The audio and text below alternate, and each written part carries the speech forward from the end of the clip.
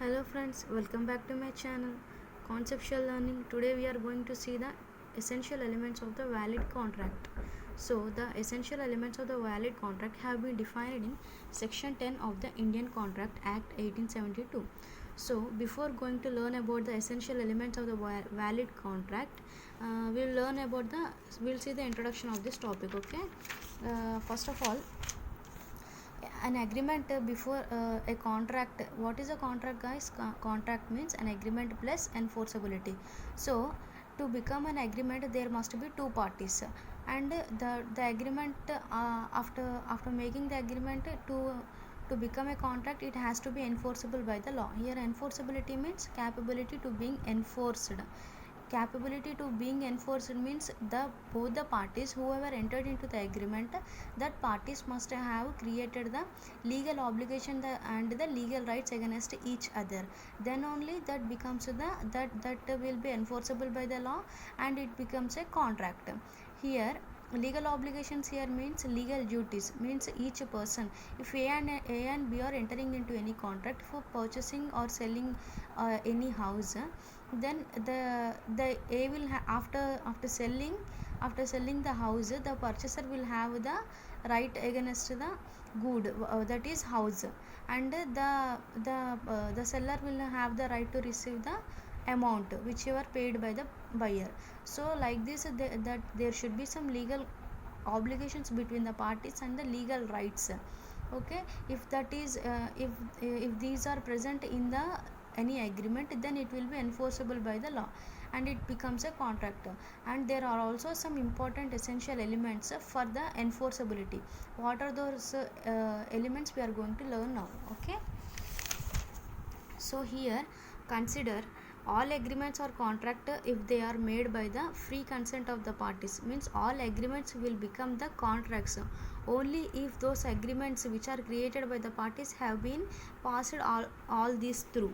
Means the both the parties has to enter into the contract with free will, and they should agree on the same thing, that is called free consent and competent to the contract. Next, lawful consideration, lawful object, and not expressly declared void by the law. Means if all these elements are present in the agreement, then it becomes a contract. So along with this, there are some essential elements. These all topics we will cover in the next chapters. These will be the chapters, okay, in this act. I'll make it clear in the chapters. So now we will see the elements. What are the elements required by the for the enforceability of an agreement? Those elements are, first one is offer and the acceptance. First of all, what is offer? Here offer means a proposal made by one person to the another person to do or abstain from doing. Means if A and B are the two parties to the agreement, if these parties they are going to enter into an agreement for some sale. For example, I took here selling of the house. So here if A want to sell the house to the B, then A will propose or give the offer to the B to sell his house. And if B accepts the same proposal, means whatever the proposal made by the A, if B accepts such proposal of A, then these parties will become the parties to the agreement. And here there are the person who makes the offer is called the offerer or the proposer, and the person who receives or who accepts the offer is called the offeree or the proposee. Means first condition is there should be offer and the acceptance, there should be two parties to the agreement for the enforceability. This is the first essential element. Okay, next one is legal relationship. What is a legal relationship? Legal relationship here means parties bind to perform the obligations and also bind to circumstances if not performed. Means whenever two parties are entering into any contract, that parties must bind to perform their obligations. Means if A has to sell the house to B, like this they entered into an agreement, then he has to sell that house to B, and B's obligation is to pay the amount to the A. This is creating some legality here. Some legal relationship has been created between these parties. means there exists a legal relationship. For example, we take the Balfour, Mr. Balfour versus Mrs. Balfour case. In this case, Mr. Balfour and Mrs. Balfour. Here, Mr. Balfour, for his job, he went to Sri Lanka and promised his wife to give $30 per month, but due to some circumstances, Mr. Balfour has failed to give such a amount, that is Mr. $30 to Mrs. Balfour. And Mrs. Balfour, what she did, she made a case on Mr. Balfour, that is on her husband. Then the court did not consider it, and this case has become the void. Why? Because these two parties are the wife and husband. These two parties cannot create the legal relationship. Hence, it is a domestic agreement. Such agreements are not entertained by the law. So the case has been cancelled. So like this, if legal relationship does not exist, the agreements will not become enforceable by the law. So there for the enforceability, for the agreement should be enforceable by the law to become a contract. For such a thing, legal relationship. Next one here, another essential element is consideration. Consideration here, simply we can remember it as is a price for which the promise of the another is bought, means selling of the horse. Consider here, if A is selling the, so A is selling the horse to the B, and if A sold the horse to the B has a right to receive the horse, ownership of the horse. A has a right to receive the for example, they have agreed to sell the horse for 1,000 rupees. Then A will have the right to receive the 1,000 rupees for whatever the horse he sold. So A has a right to receive the price, and B has a right to receive the horse. So like this, there should be some consideration between the parties for if they entered into an agreement. Okay, here 1,000 rupees the price is a consideration here. Okay, and the horse is a consideration to the purchasing party. Like this, consideration has to be present in the agreement. Next one is capacity to the parties.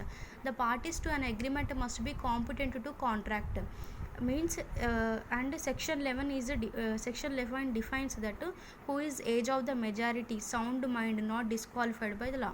Means whenever the parties entering into an agreement, the parties must have completed the age of 18 years. Means the person, the parties must, means two people should not should have crossed the age of the 18 years. Means they have to become the majors. The majors only have to enter into an agreement, because the minors does not have the earning source.